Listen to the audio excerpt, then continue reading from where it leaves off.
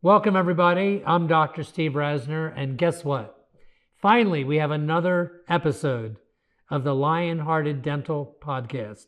And as you know, many of you that go back with me back to 2018, it used to just be me, and I thought you deserved to have more than my input on what it takes to be successful. So as you know, I've had a litany of guests, and tonight's guest is pretty special. I'm actually was excited to collaborate with him. He's hard to collaborate with because he's on the West Coast.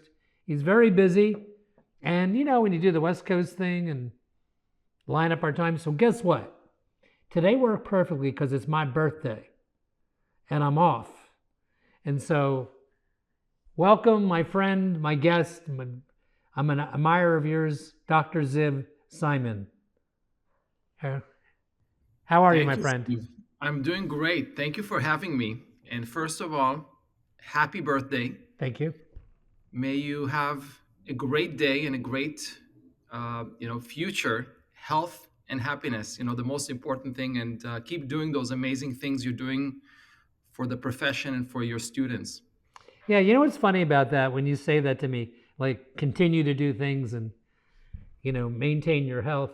I swear to you, those of you listening, that I don't know what I am when I tell you that I'm 71. I don't know if embarrassed is the right word, because I know it's silly to say that, but in my brain, haven't even thought about slowing down. In fact, I'm much busier right now than I was at 66 or 67.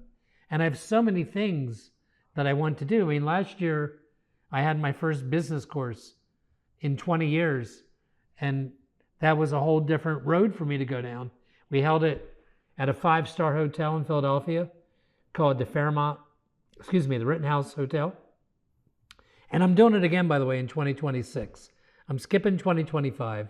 But anyway, it's funny when you say that because I really do feel nothing different. If anything, I'm more energized now than I was 5 years ago. So, Fantastic. yeah. Steve, I wish you wellness. And wellness in my mind is 4 components: physical, mental, social, and financial. Well, If you got those four wellness components, you're doing okay. well, I've spoken to you a few times, and it doesn't take but one conversation with you to know that you're a class act and somebody that I admire. And I admire people that are fervent about helping others in the profession. And Ziv has a very different approach than many doctors who've written articles and books and things like this. But before I get into the coolness of how you teach, tell me a little bit about your journey. I mean, I know it's not the case. You weren't born in the United States. Share with my group. I'll never become the president. He never could become the president. And why would that be? United States of the United States, I because know. you have to be born in the United States. It's a restriction. Steve, thank you. First of all, I'm humbled. Let me give you just a skinny version because it's not that interesting or that unique. But I was born in Munich, Germany, then moved to Tel Aviv, Israel, where I grew up there. I did my military service, which influenced a lot of who I am today, including my teaching, and we can get into that. Then I went to dental school at Tel Aviv University, then switched to the University of Toronto, became a periodontist, and then moved to the United States in Beverly Hills around 2003, a few years later. And ever since then, I met my partner, Dr. Rosenblatt. Now we have two other doctors from Canada, periodontists, and teaching and practicing 5 days a week. So that's my short version of my life. When you came to the United States with your Toronto degree, Yep. did you have to go through a different process to get a United States accreditation? No, I didn't have to. I just took the California boards, and at the time there was something called the bench exam, which is an 8-hour bench side exam. Yeah. Once you pass that, you qualify. So I'm actually licensed, and everything's kosher. And I've been doing this for now 25 years, and teaching also the same number of years. So not only do you come to the United States from Toronto, from Tel Aviv, and then before that Munich, you Yeah. go to Beverly Hills, Sure, California. sure. Not a small. How do you account for? How did you fit in? How do you do that? Tell Yeah. me. So I think one of the advantages that I had starting here fresh in Beverly Hills was that I was clueless, and I didn't really know what Beverly Hills means. I knew Beverly Hills from the movies, Beverly Hills Cop, and all the other movies. That's all I knew.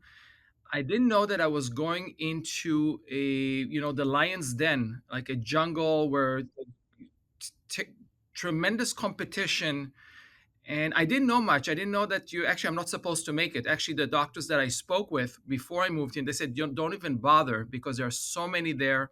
There's no chance. You're starting out. You're better off being a GP for like 10 years and then come in. I did not know that this was a restriction, that this was impossible. And I find myself, not that I'm the world's greatest, but I find myself, 5, 10 years into it, and I'm quite successful in an area that I'm not supposed to because I'm an outsider. And a lot of it came from teaching and just doing things that other people thought were, not so conventional. Like, how did you market? Like, you're the new guy. You're not only the new guy in town. Yep. You're the new guy in town from Canada. Yeah, yeah, I'm fresh off the boat. English is not my first language. All of the above. There's something called chutzpah. You know very well what that means. So I got that. I don't have the arrogance or the attitude. I'm pretty down to earth. What they call a nice guy. I did it in a very simple way. I love teaching. So the best way to showcase what you do is not to boast and not to be arrogant and show off. I basically lectured in the community, and I published articles, and I did every study club there is, and if there wasn't a study club, I organized my own study club, and I brought the doctors to me. I fed them well, and I showed them what I do, and I still do it today. And that's the best marketing there is. And then they see that when a case is referred to Ziv or Ari or the other doctors, the patient will be taken care of and they'll do a great job and they'll be nice to them and they'll get a nice result back. And what else do you need? So I have to tell my audience that how I came to know about Ziv is his books and his way of teaching. And I think I first saw you, correct me if I'm wrong, but for years, weren't you on Facebook? Maybe you still are in a big way. And you would put out these educational mini things. I don't know what to call them. Yeah, yeah, that's what I did. Yes, what I did, well, I was a conventional speaker. That was, 25 years ago. I did, like you, had my courses, my university affiliations, my travel, international, all that stuff. But once you have a family, you can't really travel that much. So I decided 2013 to switch everything to online, and I did something pretty simple. I recorded a video a week, and I started a community where I would just send an email with a video, and I think those videos you're referring to, and they were posted on all the social media outlets out there. And that's how I gathered a community of about 70,000 doctors. And then I started to actually have courses and paid programs and different types of books and suturing pads, swag, T-shirts, things like that. Kind of fun. So that's really how it was, and it came from a passion to teach and to break down. You're a general dentist, correct? An advanced general dentist. So to break down what's in a specialist mind, get rid of the confusion that there's on the market, get rid of the dogma really, and present things in a way that makes sense, that gives you confidence, gives you the clarity. And to me, it's basically breaking it down in a military way, and that the result you see in the books, where they're not, you don't have to, you can just skim through them and you get it pretty Yeah, he much. doesn't need me to promote his books, trust me. No. But I'm going to tell you, It's exactly the kind of books I like because you can go really fast. He gets right to the point. He says things that are in your head too as you're reading it. He'll break it down. He simplifies everything.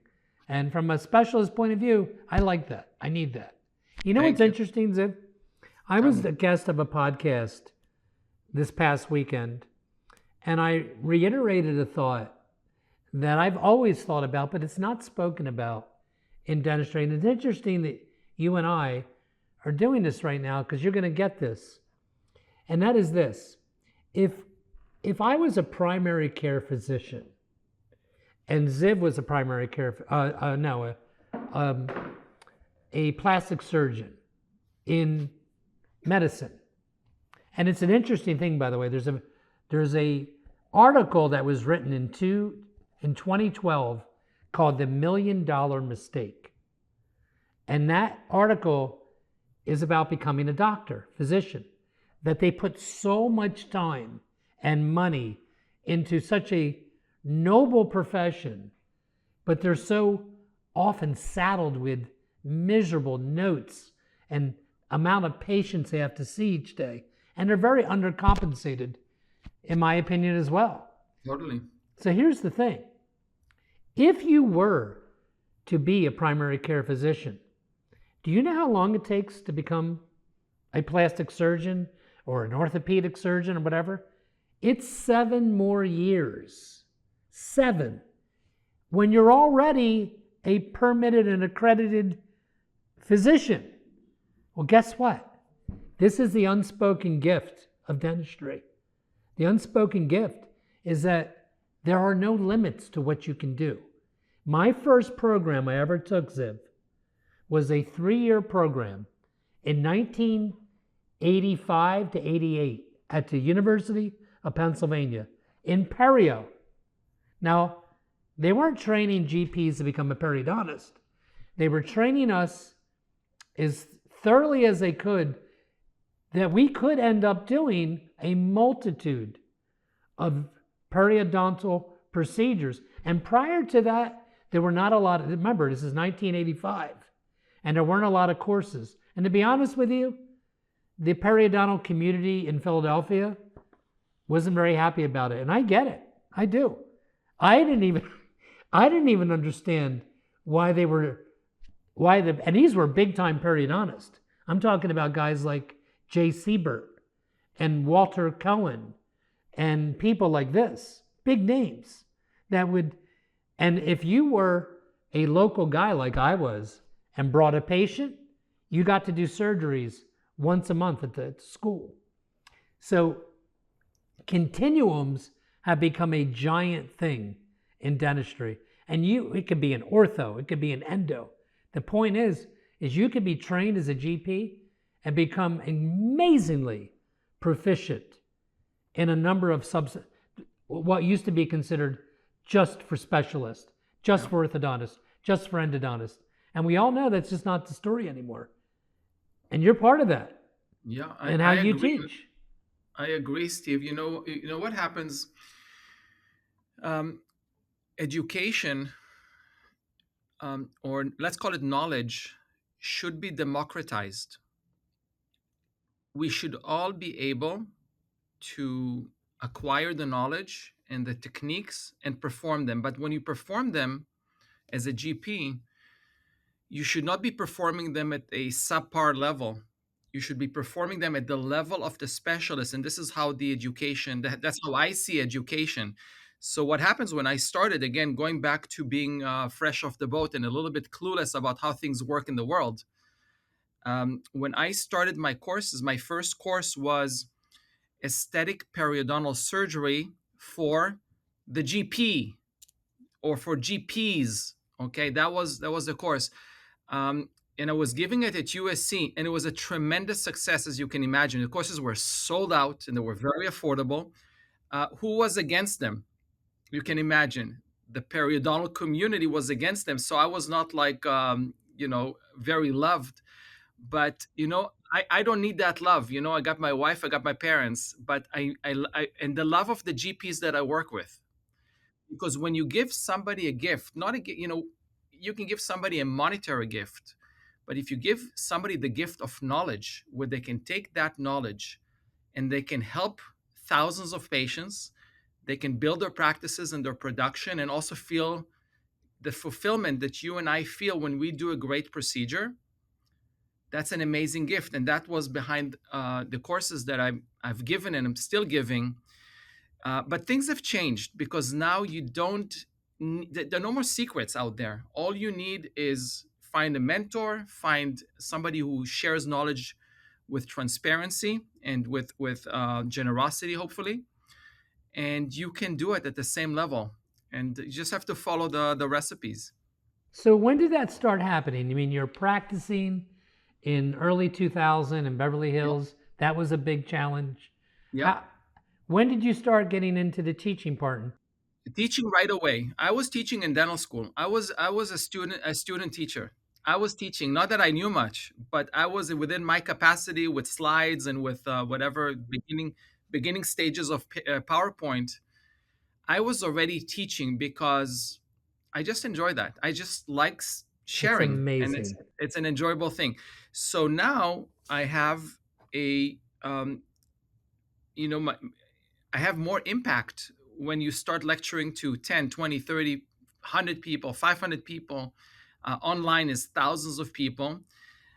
So I was always doing it, and I still do, and I will always teach.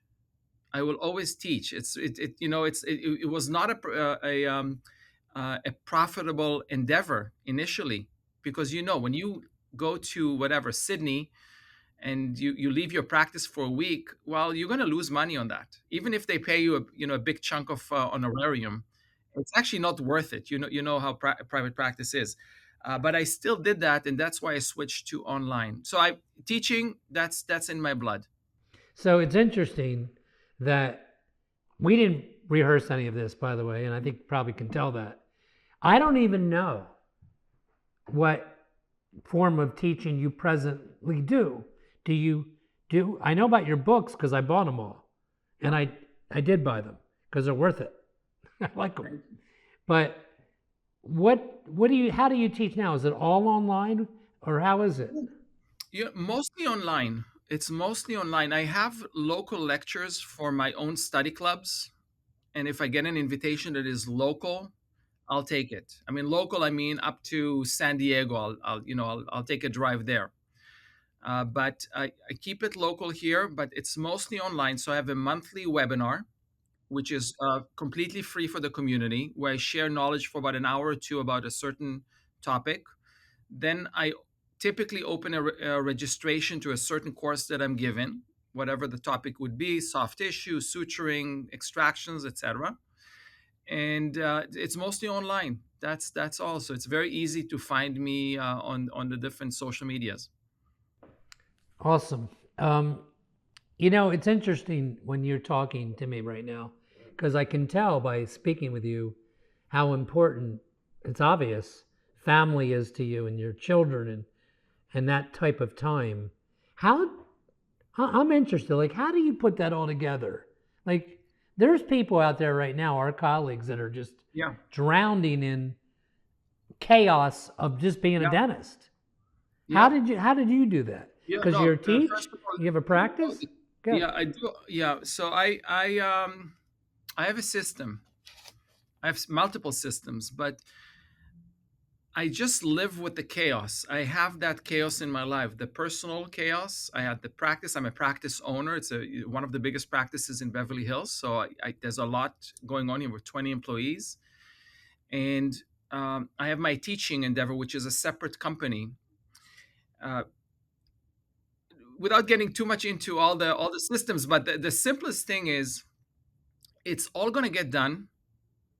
Second, I do not multitask.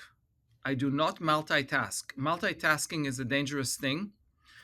I focus on one thing at a time. So if I'm working on a book, or I'm working on a lecture, or I'm preparing for a procedure, or organizing a study club meeting, or whatever it may be, I just do that. But I'm pretty extreme. It's not the funnest to be me, honestly. It's fun for me.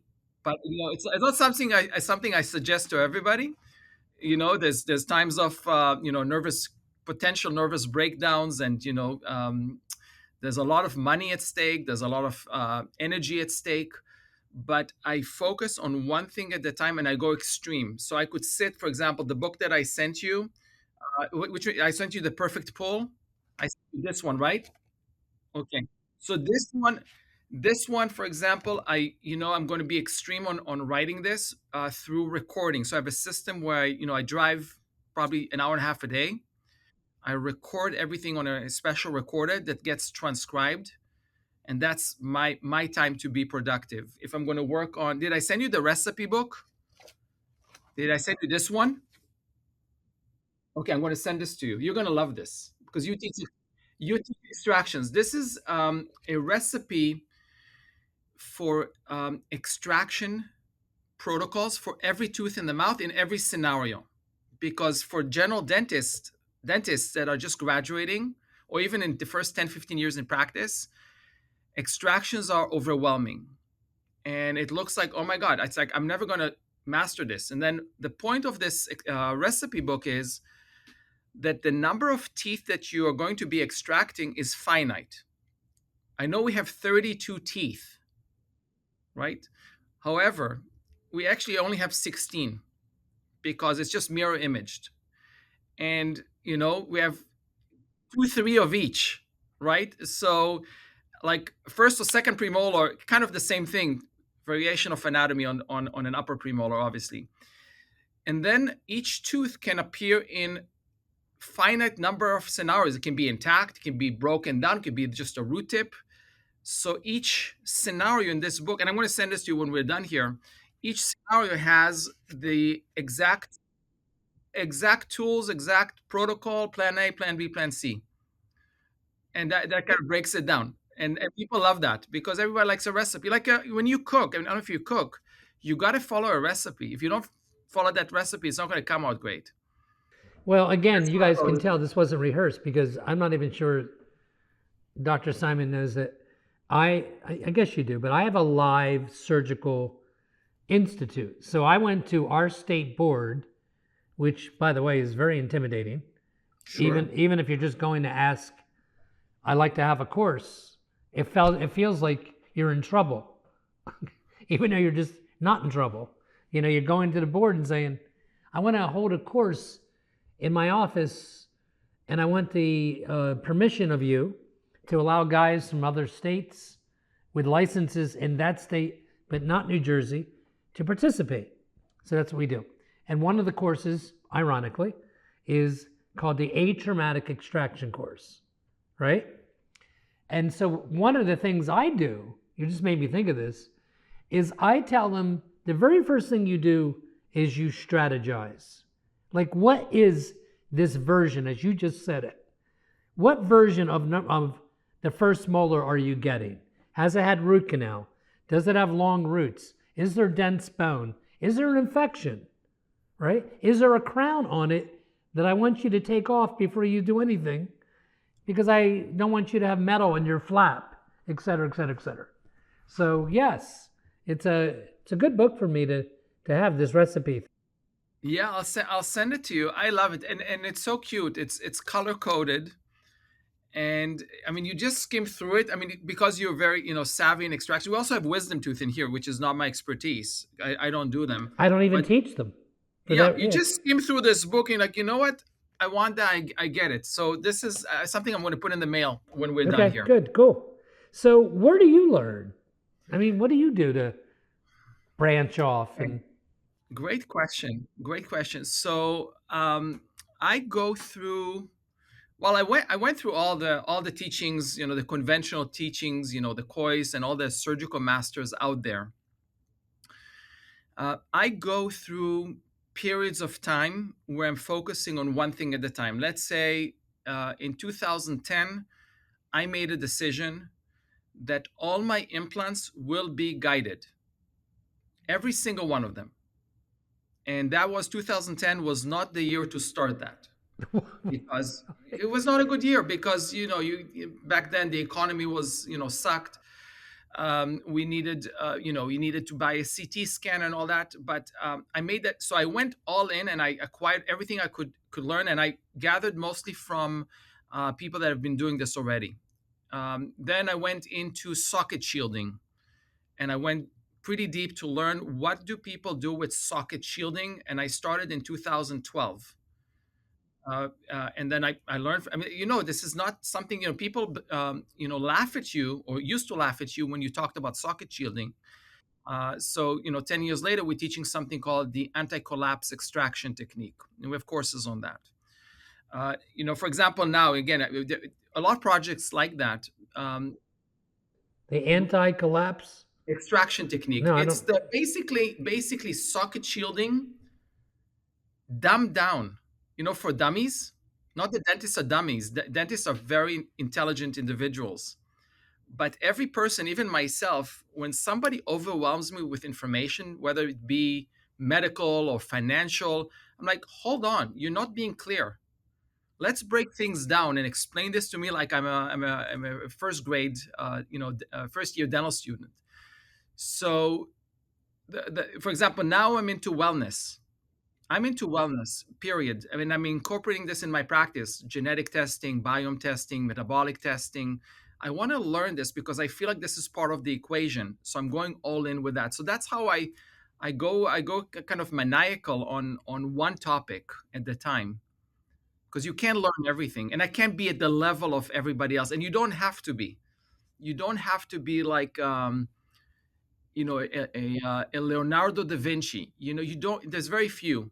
You just have to follow simple principles and execute. And as you very well know, in surgery, it's about the surgeon. Yes, the patient has it's their role in healing, but it's really the surgical technique that gives you the result and optimizes things. And if you follow recipes and if you follow good practices, you're going to be very successful. And that can be taught. It can be taught. You don't have to be a periodontist or an oral surgeon. We'll probably never get this chance, but we would be amazing standing next to each other because we've never had this discussion. It's exactly how I teach, and I'll tell you how it happened for me and for my Yep. my doctors and friends listening.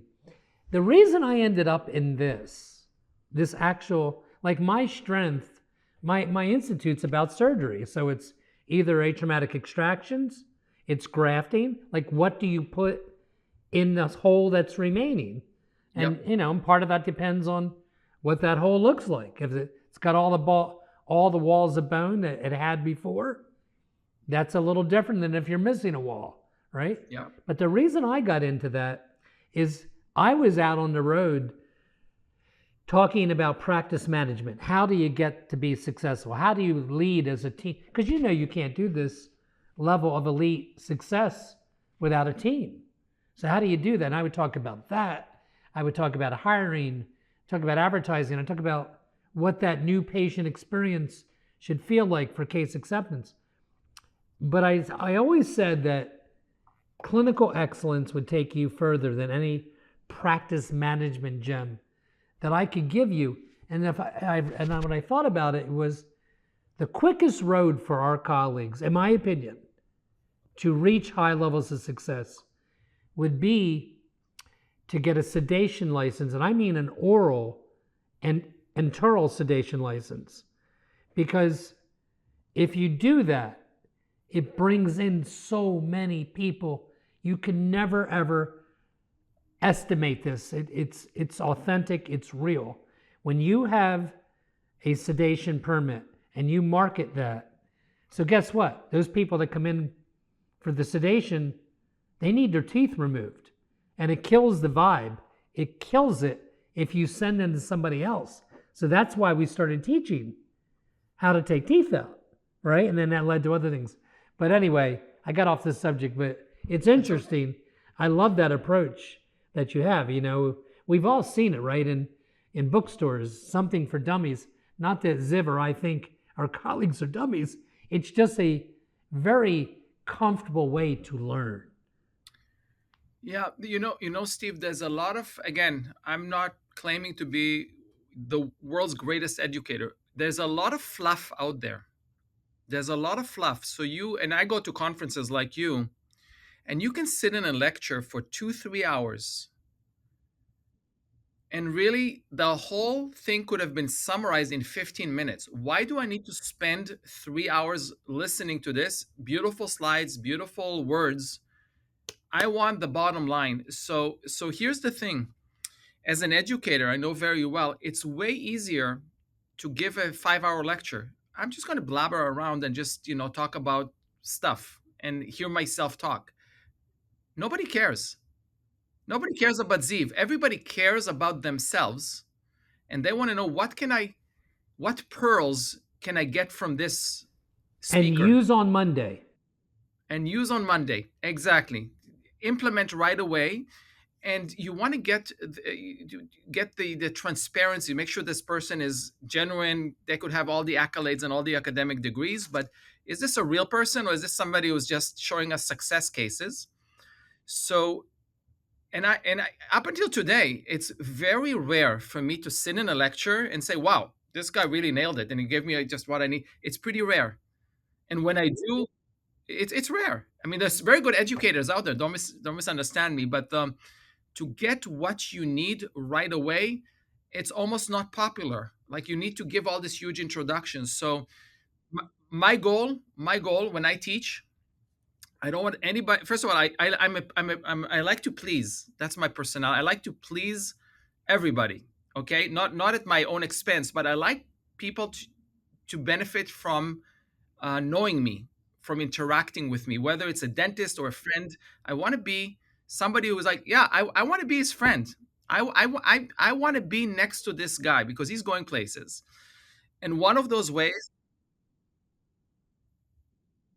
sure, sure. I no, look, it's this is how I am. Why would I want to waste your time? And even more so, if you're paying me for my time or paying me for my expertise, I don't want to waste your time. It's actually way more difficult to take a complex subject, just break it down, identify the sticky points, the tricky points, and teach that. Or if I'm working one on one with a doctor that comes to observe me as a preceptor, or I see them suture, even if it's my associate doctor, I look at them, and then after the surgery, I come up to them and says, "Look, you're creating air knots. When you're suturing, be aware you're creating air knots." And exactly. So that's what the doctor asked me. What is an air knot? I say, exactly. You need to know what's an air knot. That's when you tighten a knot and you pull away from the tissue, and the knot tightens away from the tissue, defeating the whole purpose of suturing. It's called an air knot because it's up in the air. It's not it's not exerting the forces on the tissue or holding the collar plug or keeping the flap in a coronal position, an apical position. And it takes like a little tweak, and that point, that's all he needed. Other than that, he's perfect. He's better than me. Make sense? That's just an example. Yeah, an air knot. An air knot. Don't do it. It's one of the. I have nine commandments for suture. Test your suture. Test you shall. Oh, we have the 10 commandments in our culture, right? So I've got nine. I didn't want to compete here, but you shall you shall always test your suture. What does that mean? I'm not talking about a simple interrupted. Let's say you're trying to move a flap coronally for root coverage. You did your passes, whatever they may be, you did your sling. Just before you tie the knot, just move both ends of the suture as if you're tying it without tying it. Observe the flap. A lot of dentists, they're like, yeah, I got it. They tie it. The flap is going sideways. Your entry points were wrong, and you can test it before, because if you tie the knot, you got to open the whole thing up. Anyhow, this is just an example. You shall always suture slowly. A lot of the dentists that I teach how to suture, and I have a suturing course and a suturing pad. I think you once called me about this guy. Um, they asked me, how can I be more efficient? How can I suture fast? By suturing slowly. When I rush, I'm going to make mistakes myself. I'm going to have like cutouts. I'm going to get entanglement. I'm not going to pay attention to the details, and we know the details make a difference. So, there's more laws of suturing. They're very simple, and it's beyond the technique. That's beyond the technique. Let me ask you this, and then we're getting close to the end, and I love what you're saying. Sure. You're a periodontist, you do surgery, you do other things as well. You're a businessman, you have one of the bigger practices in periodontology in Beverly Hills. So, what would you tell? You must think about this, I think, a younger dentist getting out of school, because I'm not sure the education is as fortunate as it was for me when I went through. I had very, very strict education, and I felt, well, I still didn't feel prepared, but probably more prepared than some of the guys today because things have changed. They don't have many live patients as we did, for example. So where would you direct? If you were going to give a young, maybe it'd be just a young dentist you met on your travels, what would you tell them? Very simple. Get financially educated. Number one. Because a lot of dentists, they're either they're already in debt or they're going into crazy debt with a startup practice. You don't have to pour in millions into a practice to make it successful. My practice, I mean, now it's, when you come to visit, I'll give you a tour. It's beautiful and it looks like, wow. It was not always like that. It looked like 90s, and it was a very successful practice.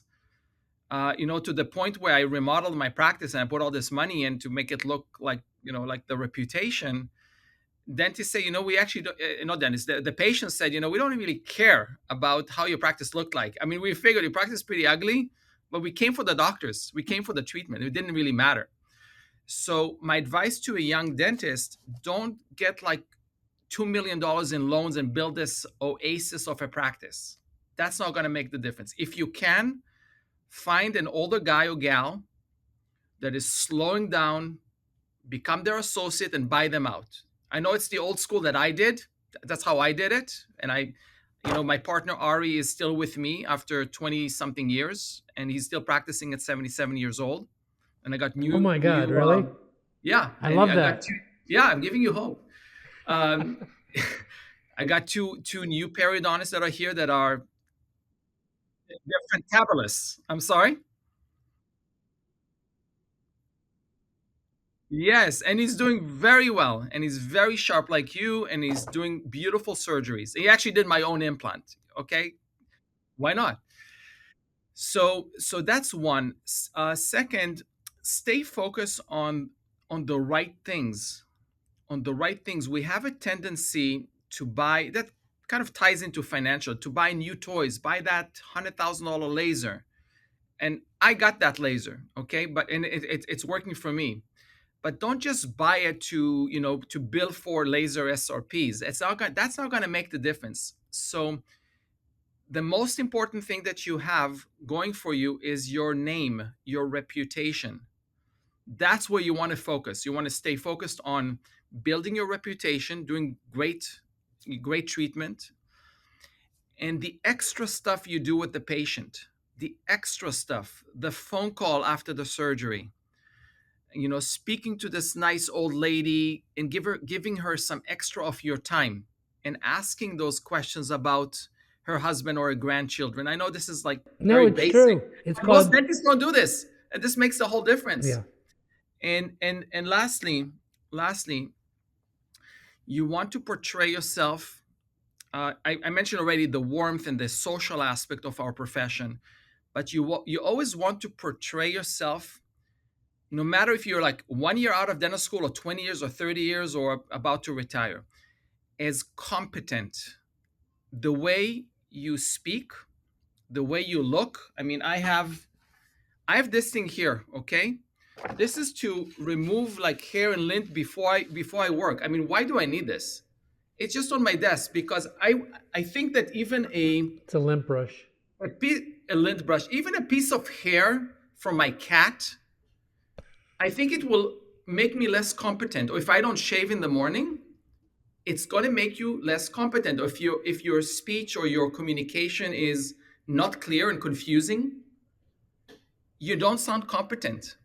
Yes. All these things are building blocks of portraying yourself as a competent, caring doctor, and I think that's really my message to dentists. And that doesn't cost much. That doesn't cost much. That's Just a, attention to details. that is so, we are so aligned. I tell dentists the first thing I do, I've been practicing 45 years. First of all, I get very excited by a new patient visit. When I know at 2 o'clock a new patient's coming to see Steve Rasner, I'm not in practice for 4 weeks. It's 45 years. You know what I do before I go in there? I brush my teeth because fresh breath is important. I splash my face, make sure there's no lettuce or impergum or something that I don't know about. It's the same thing you're talking about. And I always tell my team, and I'm sure you would believe this and echo this, is no matter what their decisions are, or if I'm in hygiene, it doesn't have to be a new patient. When they leave today, even if they never spend another dollar in this office again, I want them to speak with fond memory, not fond memory, but great thoughts about my practice. I didn't try to upsell them into something they weren't ready to do. I spoke with strong confidence about my recommendations, because being either way, upselling somebody that doesn't want veneers or being doctor neglect, they're both bad. They're both the worst things you could do. You have to educate yourself as much as you can. And I tell them to live below their means. In those first 10 years, I realize that's not sexy talk, but do invest in one thing from the beginning, and that's yourself. That's education. Because you can't fake a lack of confidence. And when you educate, you get confident. And I know you believe in the same. Yeah, I have one more tip, if you allow me. Um, Learn the psychology of relationships. I know you don't have to go to therapy, although it's helpful to everybody, but learn psychology of how to talk to people and learn body language. Body language is a killer both ways. It can make you very successful, and it can make you a total failure if you can't read body language, because that helps you. And there are a lot of resources out there. There's tons. All you need to do is listen to a book, read a book, go on YouTube, understand the person in front of you. What does their body language tell you or doesn't tell you? And that's a superpower that you can learn. Well, listen, man, you're a class act. You know you are. And I think when you go through a lot, and you don't act like you've been through a lot, but when you go through a lot, coming from Israel to Canada, now to Beverly Hills, I think being in the Army, I think it pays dividends sometimes. I absolutely believe that. I've been through a lot, and it makes me appreciate everything I have, including the new patient I'll have tomorrow, or the opportunity to lead my team down a road that will make me proud, watching them, watching what they're orchestrating. That I'm the conductor, but they're making the music with me. Yep. All that, man, is priceless, as people say. Thank you. And we've all been through a lot, and we're still going through a lot all the time, and we will go through a lot in the future. It's not even a question. It's just part of life. We started by talking about chaos and integrating, family and teaching and practice. It's just part of it. You just don't want to make stupid mistakes, and we make them still. But there's certain things that are, the rules of life that your parents never taught you, and you'll learn by yourself. And there are other people, like you, hopefully like me as well, that can share some of their own struggles and allow dentists to become, avoid those mistakes. I couldn't be more proud to have a guest on my show like you, and I thank you, Ziv, for being part of it. And took a lot to get this together, but I'm sure everybody listening will reach out. We'll provide the contacts, and I thank you again. Thank you, Steve. I appreciate it. And happy birthday and enjoy your day, your special day. You well deserve it. Thank you, buddy.